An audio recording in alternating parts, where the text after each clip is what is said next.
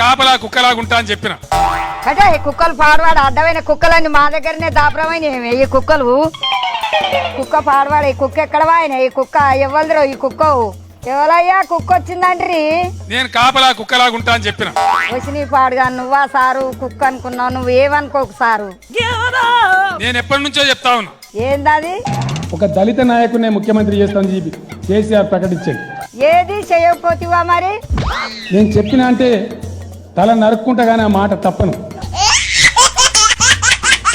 ఏతుల ఎంకి ఎక్కెక్కి పాడంగా కోతుల పోసేయ కోసుకుంటానడంట. రేపటి తెలంగాణ రాష్ట్రానికి దళిత నాయకుడే ముఖ్యమంత్రిగా ఉంటాడు. ఇప్పుడు చెప్పిన శాస్త్రం అర్థం కాలేదా నీకు? నేను ఎప్పటి నుంచో చెప్తా ఉన్నా. ఈ జూట మాటలు కాదు, ఆ చెమట దూడ్చుకో.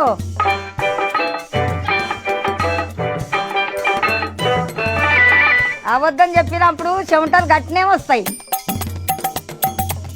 ఏవో కోసుకుంటాడంట, కోసుకుంటా చాలు, మందిని కోయకపోతే చాలు.